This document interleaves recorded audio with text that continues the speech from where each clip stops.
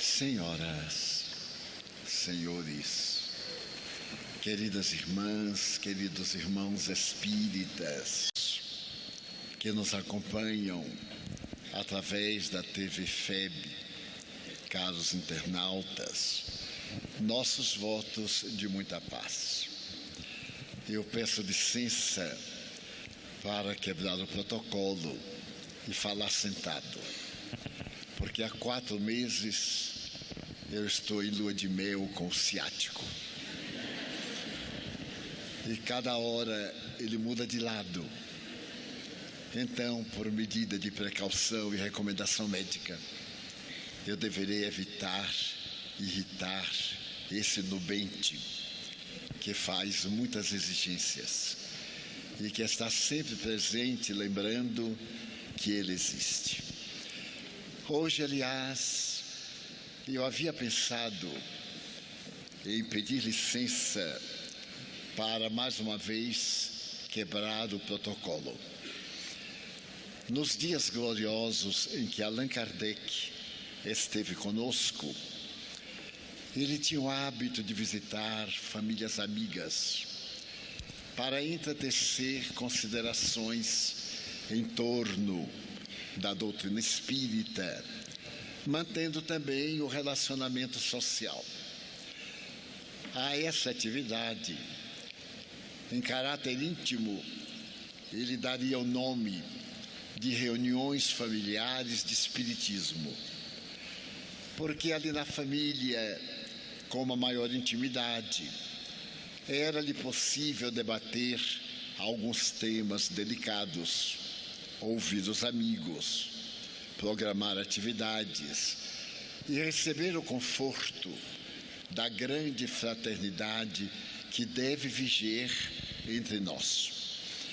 Então, na manhã de hoje, ao invés de um seminário no estilo workshop, como tem sido feito, com um caráter discursivo, nós iremos fazer de conta que estamos em uma sala de amigos e, nesta oportunidade, em um tom cordial, conselheiral, iremos apresentar as nossas experiências a respeito deste mundo transcendental que é o nosso tema desta manhã. Então, daremos um tom de conversa que poderá servir para anotar algumas dúvidas e, a partir das 15 horas, conforme o programa, apresentá-las, discutirmos e nos deixarmos penetrar por essa doutrina libertadora. Um grande filósofo pré-socrático, Anaxágoras, escreveu com propriedade que o todo encontra-se em uma das suas menores partes e que em cada menor parte, tendo o todo é o conjunto dessas pequenas partes. Aproximadamente 2.400 anos depois, a física nuclear iria propor uma teoria que foi denominada o todo, para poder explicar o universo, o interrelacionamento, desde o bóson, a chamada partícula de Deus, com o cosmos. Somos todos parte desse todo, mas esse todo encontra-se em nós de maneira completa e fascinante. Quando algum de nós perece no corpo físico, não sai do harmônico conjunto do todo. E a esse respeito, utilizando-nos de imagens equivalentes, que iremos abordar o outro lado, a vida espiritual, que muitos têm dificuldade em compreender. E irei utilizar-me de experiências pessoais, coloquiais, de mais de 80 anos de intercâmbio com este mundo espiritual. Iniciaria recordando que as mais notáveis informações a respeito da vida no além-túmulo temos-la na Divina Comédia. Apesar de ter sido um poema clássico de Dante Alighieri, ele nos honra com a afirmativa de que foi levado a essa região por um espírito, poeta, amigo, e esteve nas regiões de dor, de angústia, e também numa região intermediária, que os católicos chamavam purgatório.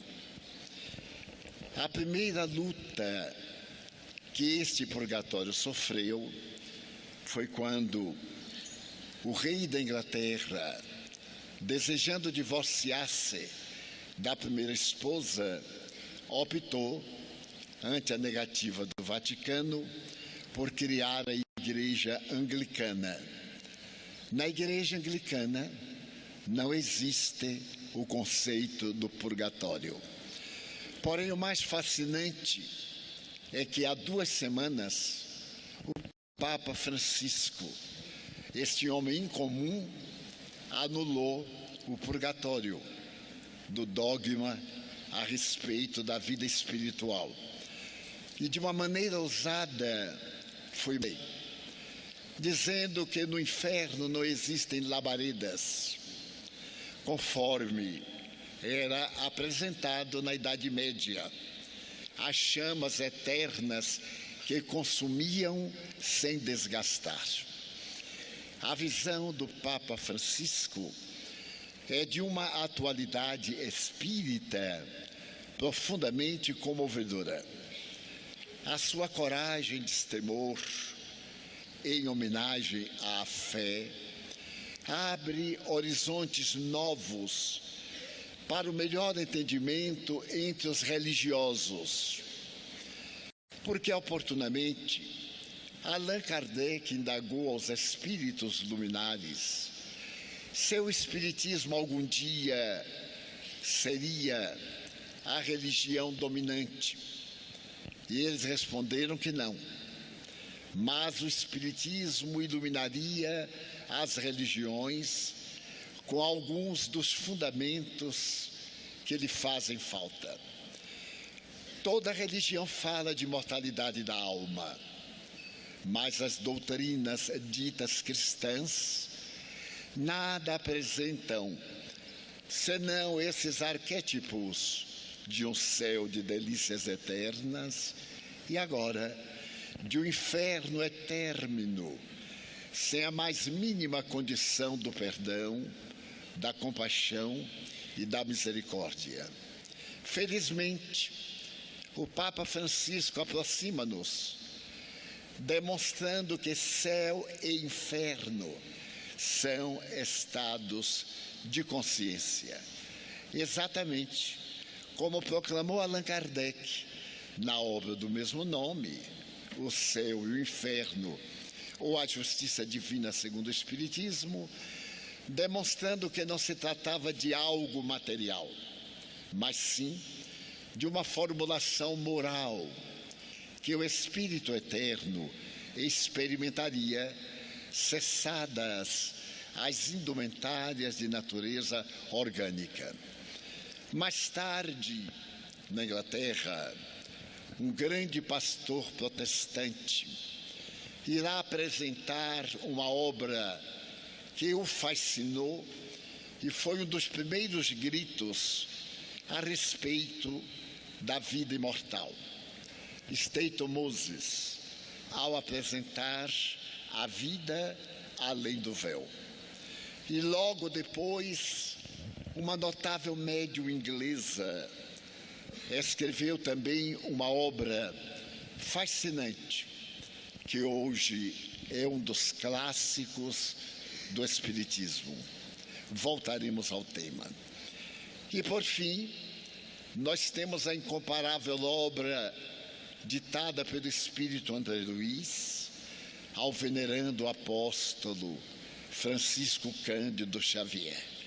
A série de 15 livros, desde Nosso Lar, que nos desperta triunfalmente para conceber a vida, até os trabalhos notáveis da médium Ivone do Amaral Pereira a respeito de memórias de consideração. Mas eu havia falado que narraria algumas experiências espirituais. Lembro-me que a primeira vez em que os espíritos me abordaram a questão, eu ainda era mais jovem, mais inexperiente, e me perguntava como era o morrer, já que diariamente morremos, pelo menos na consciência, durante o período de sono. Certo dia, eu perguntei a Joana de Ângeles: como descobrirei que estou desencarnado? Se eu tiver uma parada cardíaca, se for vítima de um acidente inesperado, como me darei conta da desencarnação? Porquanto, em questões desta natureza, como assevera o codificador na primeira parte do Livro dos Espíritos, ao abordar perturbações espirituais, ele diz que o perispírito mantém-se impregnado das energias que tipificaram a sua existência. Quando o espírito se aproxima do médium e diz que está com dores, que ainda se encontra no hospital, ou está em casa, ou está com medo, demonstrando a vida física, que já não existe mais, é uma pregnância das experiências que estão sendo diluídas no perispírito.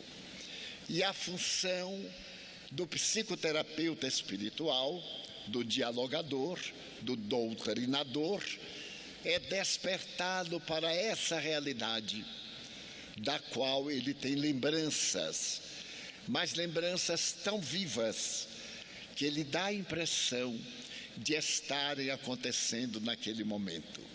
Eis porque a tarefa do dialogador com espíritos desencarnados é muito relevante e exige um tato psicológico muito grande, em que o diálogo deve ser mantido com caráter terapêutico, sem longos prazos, sem palavras complexas, sem a nossa terminologia. Por exemplo, o irmão está desencarnado, este corpo já não é mais o seu, ele não vai entender. Fazer uma análise, que bom que estamos conversando. Já notou, por exemplo, que você está se utilizando de um outro instrumento? Olhe para o seu corpo. Talvez você vá ter a surpresa de notar que não é o corpo com o qual estava acostumado. Se for um espírito feminino no corpo masculino, ou vice-versa, será muito mais fácil. Eu, por exemplo, não conheci você há pouco tempo. Eu sou um terapeuta, sou um amigo, que tem o objetivo de lhe demonstrar que aquele golpe que você sofreu, aquela parada cardíaca, não matou a sua vida. É, portanto, um diálogo simples. Eu observo pessoas fazendo verdadeiros discursos, dizendo palavras, o perispírito do espírito, do psicossoma, que o espírito não está entendendo absolutamente nada. Nós compreendemos alguns, mas nem todos nós as entendemos.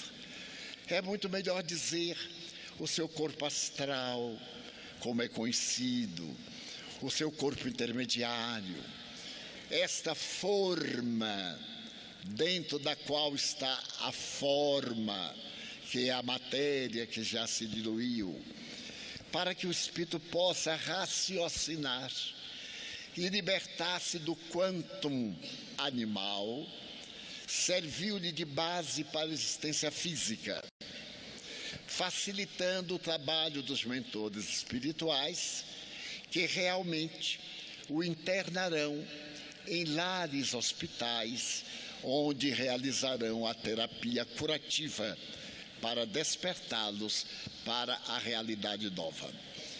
Então me preocupava como eu ia saber, já que, acontecendo uma morte imprevista e rápida, as impressões são tão fortes e a nossa realidade é aparentemente tão igual que temos dificuldade de conceber a morte.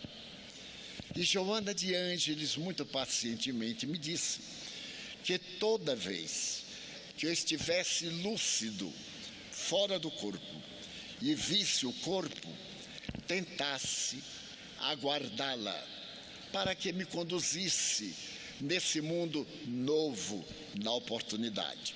Ou tentasse atravessar uma parede, ou dialogasse com alguém. Veria que não teria coragem de atravessar um obstáculo, porque a sensação era de organismo físico. Ao dialogar com alguém, não me respondendo, era um sintoma de que algo peculiar havia acontecido. E quando a primeira vez isto me aconteceu, e eu me senti fora do corpo e vi-me, eu disse, já morri, porque estou vendo perfeitamente o meu corpo. Ainda me deitei sobre o corpo, ajustando-me, e levantei rapidamente, mas o corpo não atendeu, ficou deitado. E eu disse, meu Deus, morri. E agora? Eu vou falar com minha mãe, que era no quarto vizinho, e me aproximei da porta. Mas quando eu quis atravessar a porta, não tive coragem. Eu digo, eu vou me bater na porta, vou arrebentar o resto que sobreviveu. E ali fiquei. Ao meu lado estava o companheiro de vida, o Nilson, dormindo. E eu me aproximei e tentei despertá-lo. Nada. Então eu digo, já morri. E aí fiquei esperando Joana chegar. Nesse ínterim, o medo da morte foi tomando conta de mim, porque ela não chegava. E nós temos dois tempos que marcam nossa vida. A tese é grega. Nós temos o tempo do sol, às 24 horas, e temos o tempo kérios, o tempo da nossa imaginação. Quando estamos sofrendo, o tempo não acaba nunca. Quando estamos alegres, nem dá tempo da gente viver alegria. É o kérios, é o tempo da emoção. Mas quando é um problema, uma expectativa, o tempo parece que se arrasta. E nós olhamos o relógio inúmeras vezes, dando a impressão que o relógio está parado. Por fim, apareceu-me Joana. E aí eu comecei a chorar, estava morto. Porque ela havia dito que se ela aparecesse para me conduzir, a morte havia acontecido. E eu disse, mas minha irmã, eu já morri? E ela respondeu sorrindo, ainda não. Eu achei este ainda muito antipático. Era sinal que estava no processo, mas sobrevivi.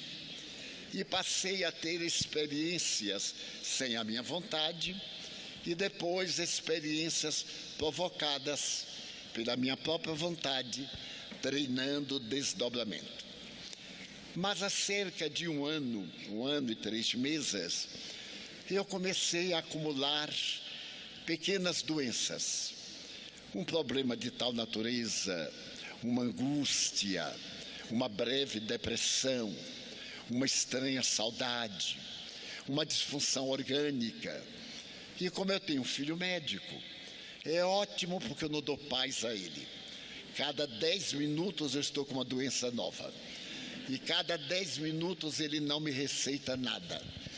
Porque ele diz que médium é o paciente pior que existe. Porque se o médico der muito remédio, vai para o espírito que o está perturbando. E o espírito fica mais perturbado ao absorver a quintessência do remédio. E o médium continua doente. Mas naquele período, que começou no dia 4 de abril do ano passado, eu estava realmente muito combalido. Mas desejo dar um detalhe: não faltei a uma sessão, nunca, porque o espírita tem obrigação com o centro espírita.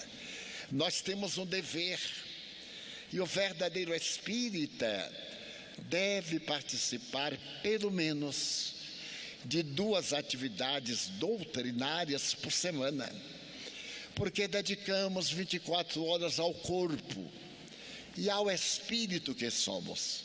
Quanto tempo iremos dedicar? Então, fosse qual fosse o motivo, somente quando me era impossível caminhar, é que eu mandava informar que não iria à reunião, para demonstrar-me a mim mesmo os benefícios das nossas reuniões espíritas.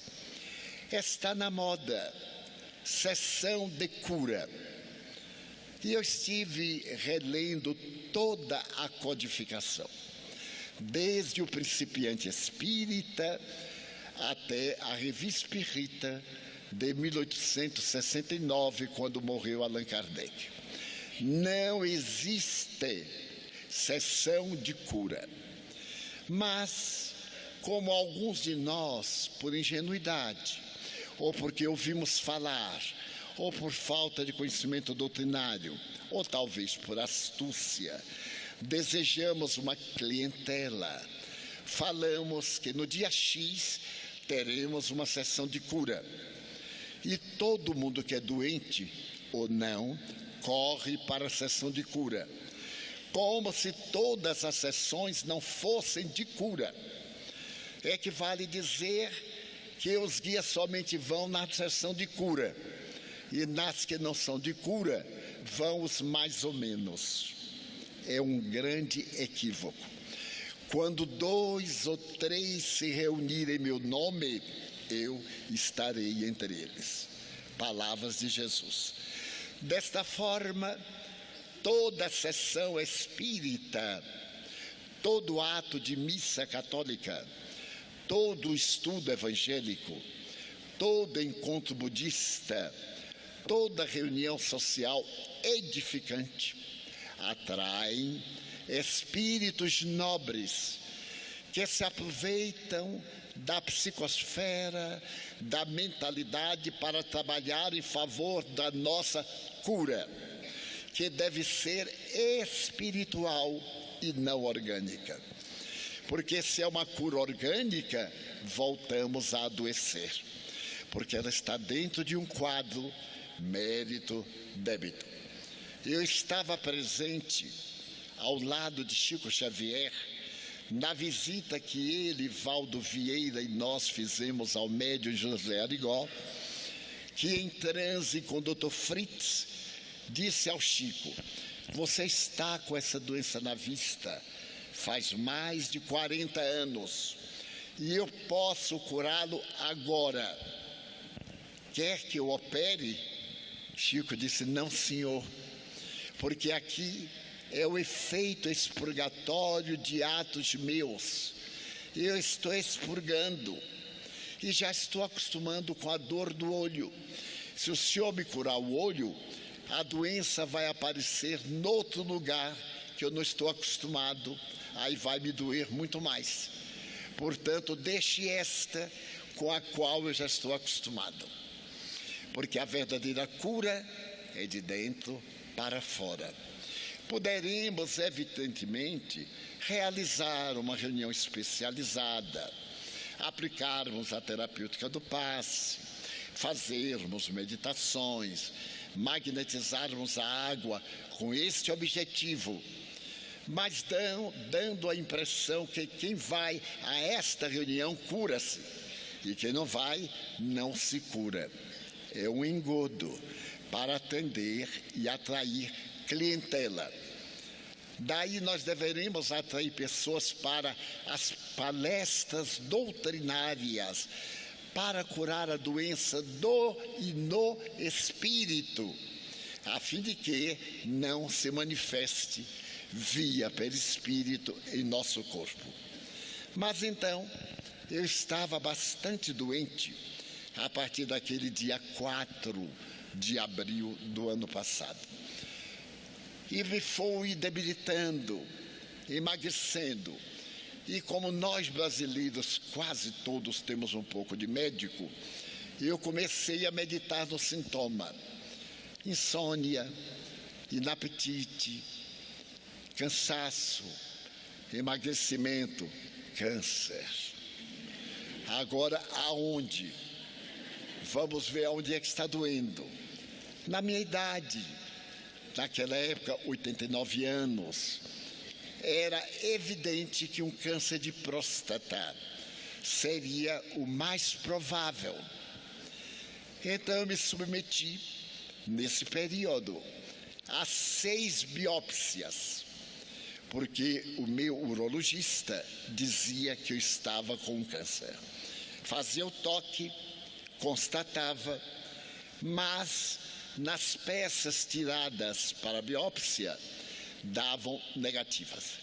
E ele, desejoso que eu tivesse o câncer de próstata, afirmava que eu tinha um câncer de próstata. E como era muito delicado, dizia, nessa idade, imagina, nessa idade, 89, uma bobagem. O câncer de próstata no homem é perfeitamente normal. E eu dizia para a próstata, você é muito mal educada, hein? Porque eu lhe trato bem, tenho por você todo o respeito, até oro por você.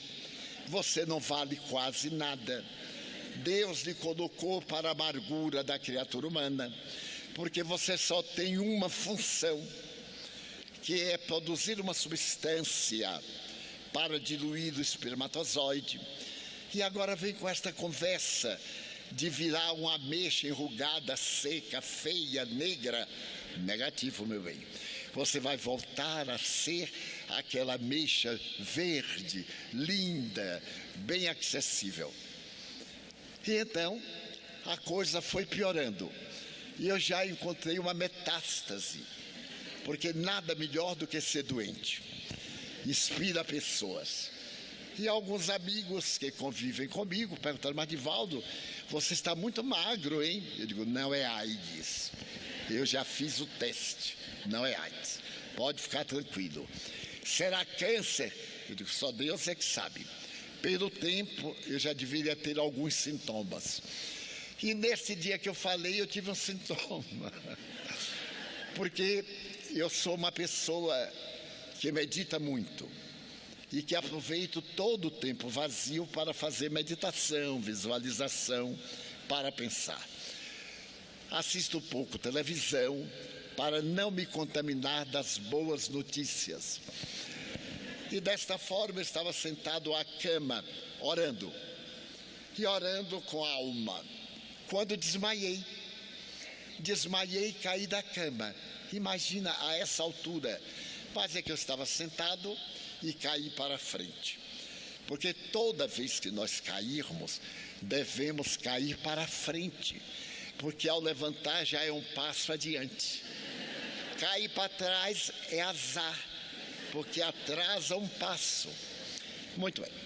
E naquele momento em que eu perdi a consciência, eu vi-me sair do corpo de pé e vi o bolo de carne enrolado lá embaixo.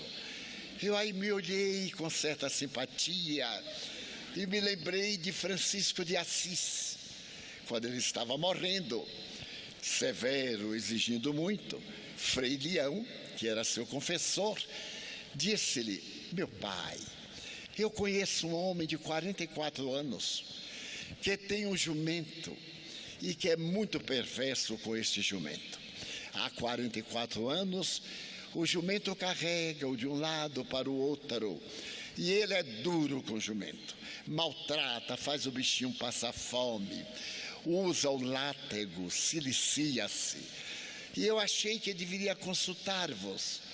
O que é que eu devo fazer com este homem perverso? E Francisco logo brilhou os olhos e disse: eu o conheço? Perguntou. Se eu o conheço, traga-o aqui. E se eu não o conheço, vá buscá-lo agora, para que eu o repreenda. Como é que ele faz isto com suave jumentinho? Frei Leão sorriu e disse: este homem sois vós, e o vosso jumentinho é o corpo. Está cego, tem um câncer, tem hanseníase, tem desfalecimentos contínuos, e o meu pai ainda usa o silício. Como pode maltratar tanto esse jumento que o carrega pacientemente por 44 anos? Então São Francisco teve um insight, começou a chorar e a acarinhar aquele corpo combalido e dizer: perdoa-me, meu querido jumentinho, por te tratar tão mal. Mas nesse dia ele morreu, já era tarde demais. E quando Joana de Ângelo me contou essa história, diariamente eu agradeço, não ao meu jumento, vou usar uma palavra que Chico Xavier gostava muito, a esta besta de carga.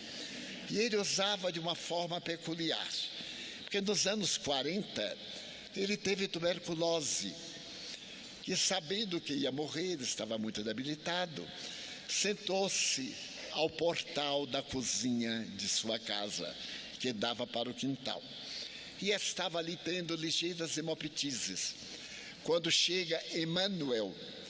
E o Chico se comoveu e perguntou: meu irmão, já chegou para o meu desencarne?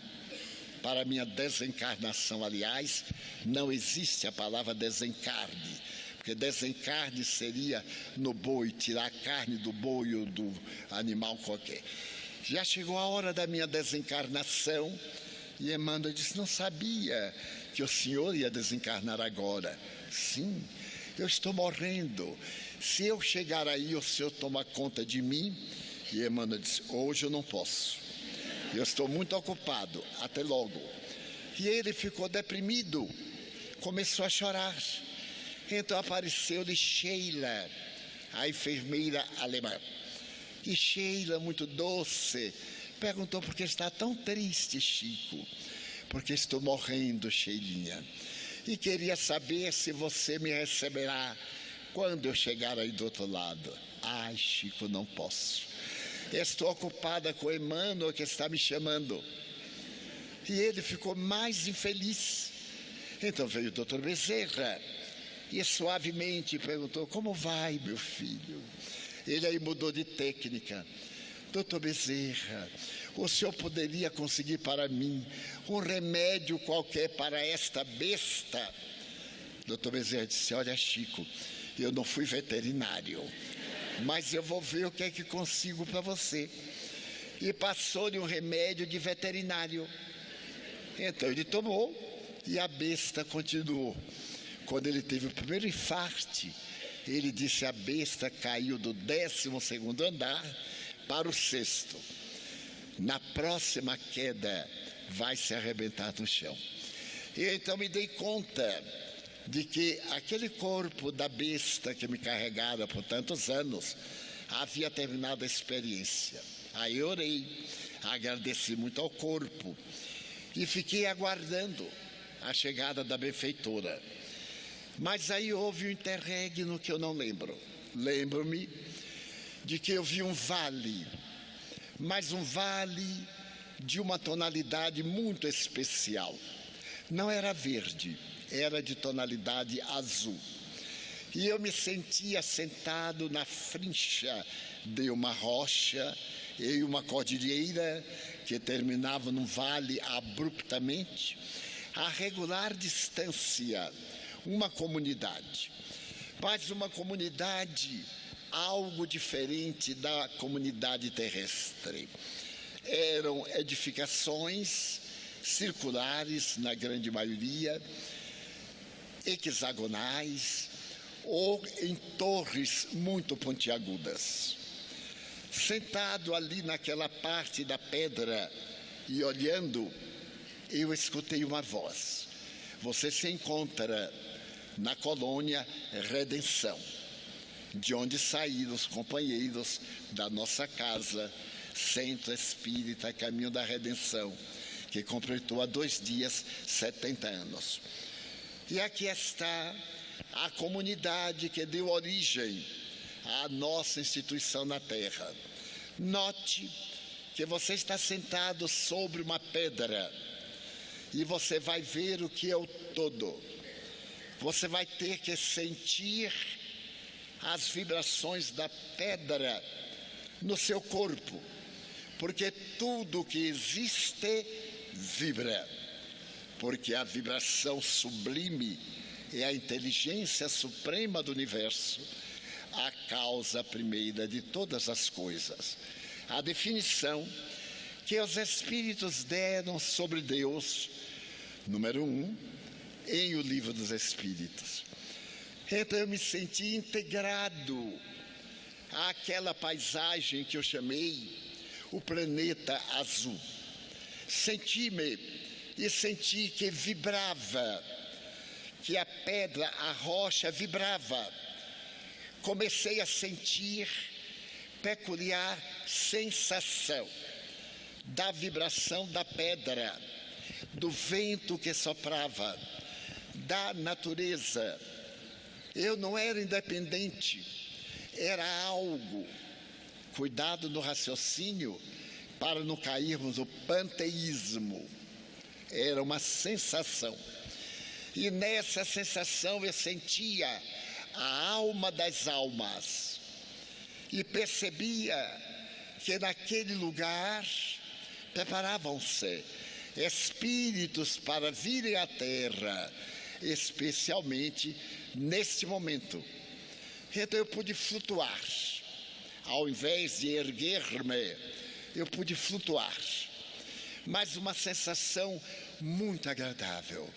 Aquela sensação de elevador quando desce suavemente e produz algo muito peculiar na perda da gravidade terrestre. A gente perde o peso e se sente flutuando. Então eu me sentia flutuar sobre aquela comunidade da qual eu fazia parte. E depois de alguns instantes, eu podia perceber os detalhes que fazem lembrar os detalhes da vida vegetal, animal e carnal que nós temos na Terra. Parênteses. Eu perguntei um dia a Manuel Filomeno de Miranda como é a vida espiritual. E ele me deu essa definição. Aqui nós temos tudo que vocês têm aí. Mas nem tudo que nós temos aqui vocês têm aí. Enquanto vocês trabalham com a mente, as mãos, com gruas, com elementos, nós trabalhamos com a mente, usando o fluido cósmico ou universal. Temos mentes privilegiadas para as edificações que fazem lembrar aquelas de natureza terrestre. Então, aquelas de natureza terrestre são muito grosseiras em relação às nossas, que são algo etéreas e algo físicas, entre aspas. Porque o bóson, que é a mais mínima micropartícula, a ponto de ser chamada a partícula de Deus, é energia e é matéria. A semelhança da luz, que em determinado momento é energia, um campo vibratório, e em outro momento é matéria, porque ela tem a luminosidade. Eu tentei compreender e compreendi. Então é algo que nós plasmamos com os nossos atos. Esses atos criam imagens. As imagens concentradas materializam-se. Toda e qualquer edificação terrestre começa na mente.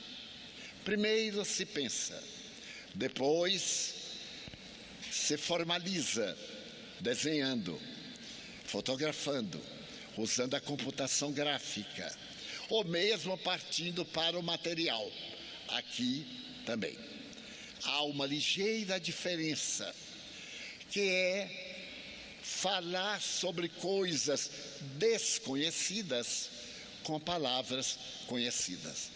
Então nós dizemos um hospital, e se tem a impressão que um hospital terrestre é algo semelhante a um hospital terrestre, porém de estrutura específica que ainda não podemos realizar com o nosso pensamento na Terra, senão por ocasião das materializações, que o ectoplasma se condensa em contato com o oxigênio do ar e fica no estado denso e, ao mesmo tempo, é resultado da parte externa da nossa célula, do ectoplasma, da parte externa da constituição celular.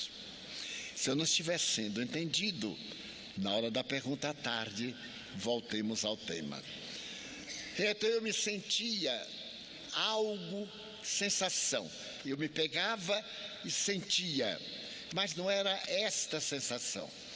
Eu sentia algo que me dava percepção, mas era uma percepção muito agradável, como a evocação de um momento feliz, em que nós fechamos os olhos e reexperimentamos o momento feliz, sem estar fisicamente naquele momento feliz. Então eu me lembrei de minha mãe, sem nenhuma conotação freudiana, por haver sido a pessoa a quem mais eu me liguei durante a vida física. E repentinamente eu me senti numa área que me fazia lembrar um jardim, com umas flores estranhas, uns lírios muito mais altos, com 1 metro de haste aproximadamente, e com uma circular de talvez 2 palmos, uma tonalidade azul muito pronunciada, e algo que me fazia lembrar um banco de jardim. Eu me sentei e era anatômico.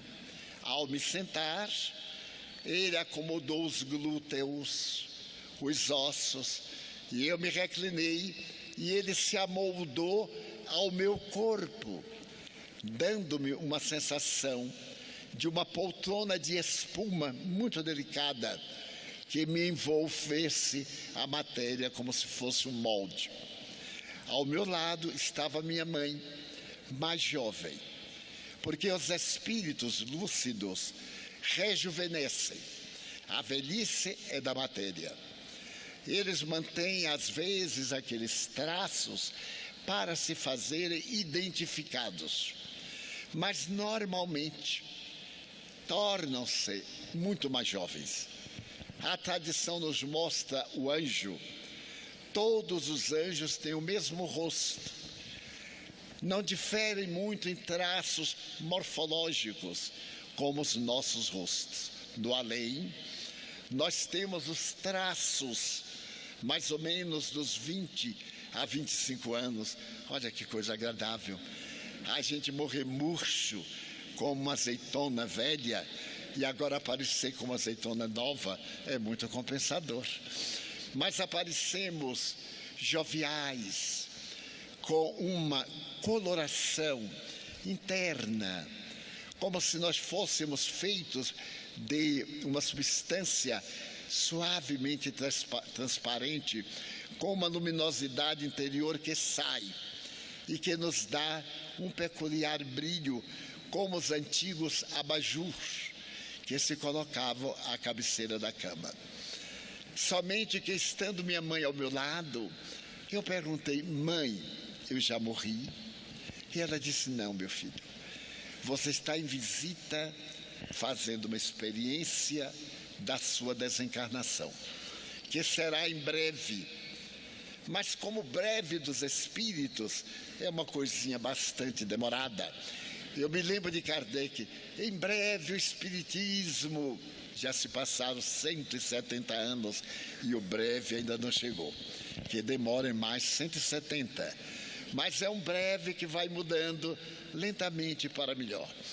E então eu disse: mas mãe, eu ando tão doente, sem forças, algo estranho, porque o fluido vital, que ele foi dosado para a atual reencarnação, está esgotando-se. E está havendo a morte das células, sem a mitose, a repetição, na mesma potência de um jovem. Já é o morrer suavemente. Mas você teve uma moratória, vai viver um pouco mais. Por isso foi trazido para aqui, para receber uma terapia. Está vendo este lírio? Sinta-lhe o perfume. Eu me voltei e o lírio estava mais ou menos nesta altura em que eu me encontro. Eu me voltei, aspirei o perfume do lírio. Não era semelhante ao nosso lírio dos pântanos, dos lagos, dos jardins. Era um odor muito especial, levemente com o odor de éter e de uma substância medicamentosa. Eu fui absorvendo de olhos fechados e percebi que ao absorver o cheiro, o odor, o olor, havia algo pastoso. Eu olhei, era o lírio desfazendo-se. Ele desfez-se até a haste final. E eu percebi que o meu corpo ficou luminoso, semelhante ao modelo de fisiologia, anatomia, que houve no passado, um boneco transparente com as artérias e as veias verde e vermelho luminosamente, para poder dar-se aulas da circulação do sangue, etc. Eu vi que a potência verde era muito maior nas grandes artérias. Então vi que na região da próstata se havia alojado uma bola de luz azul que foi sendo absorvida pelo organismo. E então mãe me tocou e me trouxe de volta à postura que o móvel modelou. E então eu senti algo na temperatura, como se fosse um leve calor. E ela disse: você está levando tono vital para um determinado período da vida. E as doenças vão passar. Mas eu fiquei tão contente de não ter que tomar daquela injeção que dói mais do que a desencarnação. Então, ali, ela disse: agora volte ao corpo, que ainda está no chão. Volte ao corpo, levante-se. E eu senti-me no quarto. As viagens eu nunca havia notado, só recentemente. Então eu vi o meu corpo caído de bruços, e ela me pegou docemente, me dobrou. Eu despertei, sentei-me na cama e me deitei depressa para não cair de novo, que eu não sou tonto, uma vez basta. E aí eu comecei a sentir um vigor, como se houvesse recém-nascido. Então melhorei grandemente. Tinha uma viagem que eu faço à Europa há 32 anos, ia visitar 14 países, 28 cidades em 32 dias. Foi-me possível realizar toda esta jornada, carregando malas, carregando livros, não pagando excesso, para poder dar maior lucro, para beneficiar a Mansão do Caminho, vendendo-os muito baratos para beneficiar os amigos porque não tem ainda livros brasileiros que moram na Europa. Alguns estão traduzidos a 16 idiomas. Mas um bem-estar muito grande. Porém, com uma peculiaridade. Me aguçou a mediunidade. Com aquela percepção e aquele aumento de tempo, eu notei que estava com a percepção mediúnica mais avançada, digamos que com uma dupla vista, uma dupla audição e algo dentro, algo fora do corpo, que nos primeiros dias foram muito embaraçosos. Eu me servia de uma pessoa amiga para segurar no braço, para não tropeçar nos espíritos, adaptar novamente a vista, adaptar novamente a minha vertical da gravidade. E então, notei algo peculiar.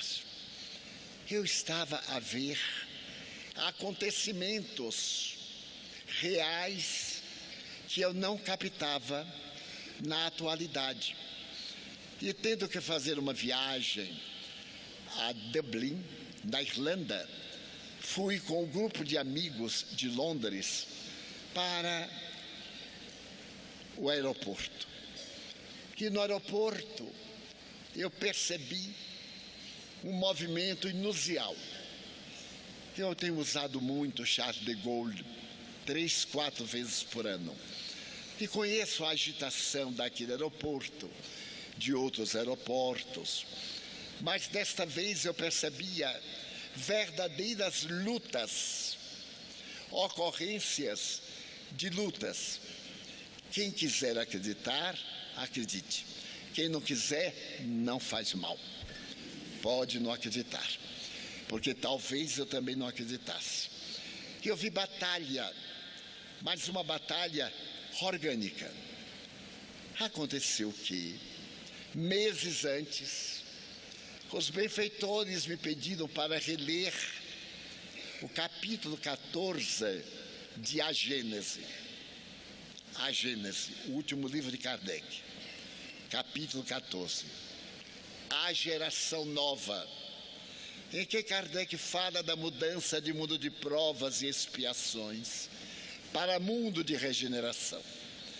E então ele fala da nova leva de espíritos que está chegando à Terra para promover o progresso da nossa civilização. Esses espíritos estão reencarnando-se já.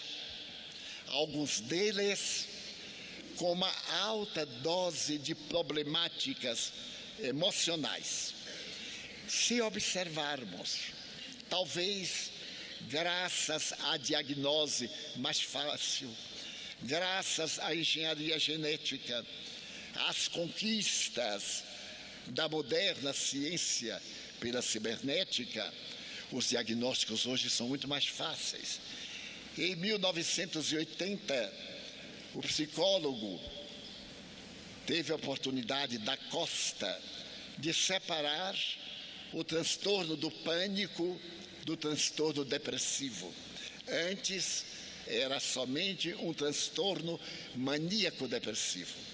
A partir daquela data, da Costa, o grande psicoterapeuta, conseguiu fazer a sintomatologia numa perfeita análise de todas as características do distúrbio do pânico com a depressão. Podem estar conjugados, mas são dois distúrbios, ou pode haver um sem a presença do outro. E dessa forma, muitas enfermidades que estavam com diagnóstico equivocado passaram a ser reclassificadas.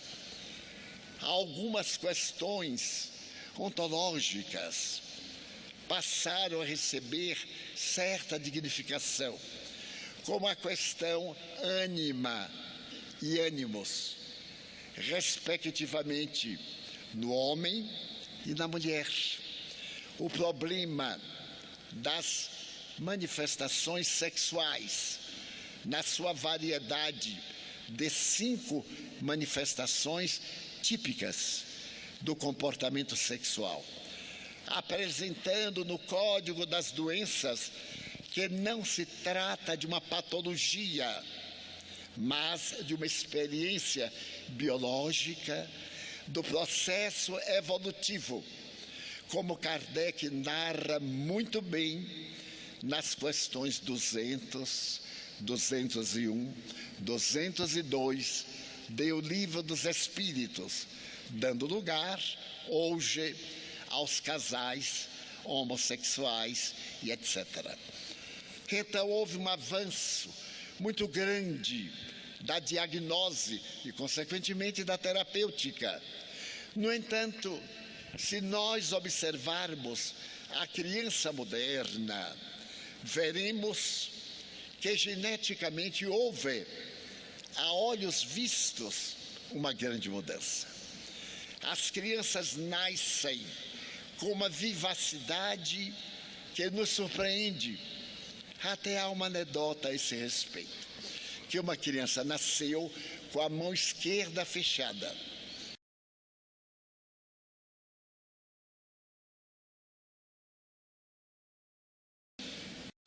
Os pais tentaram abrir, nada. A mãe tentou. Quando foi na hora do pai, ele disse: vou abrir nem que lhe quebre os dedos. Então a criancinha abriu a mão. E quando ele olhou, estava lá o anticonceptivo. Eu acho que não entenderam. A criança trouxe o anticonceptivo que a mãe tomara para não fecundar. Daí virou uma criança. Pegou o anticonceptivo no meio do caminho e tudo ficou natural. Então nós vemos a criança nascer praticamente sorrindo. Vi uma na internet segurando o dedo do médico. E também algumas psicopatologias que agora não são mais patológicas, são uma certa maneira de ser e de expressar-se. O autismo. Nunca tivemos tanta criança autista quanto hoje. E nunca tivemos diagnose tão fácil para poder demonstrar que muitas crianças tidas como hebefrênicas, a loucura dos jovens, a esquizofrenia dos jovens, são apenas autistas. Lidando com autismo, nesses últimos 5 meses, tenho aprendido com um médico autista equatoriano, o Dr. Juan Danilo Rodrigues, as características típicas. E a definição que deu Joana de Ângeles é uma certa maneira diferente de expressar-se.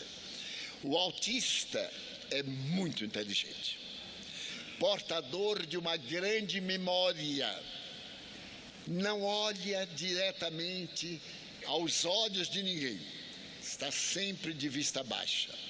E tem as radiações do autismo em vários graus, desde o autista agressivo que se bate na parede, ao imobilizado, até aqueles que têm sintomas de autismo.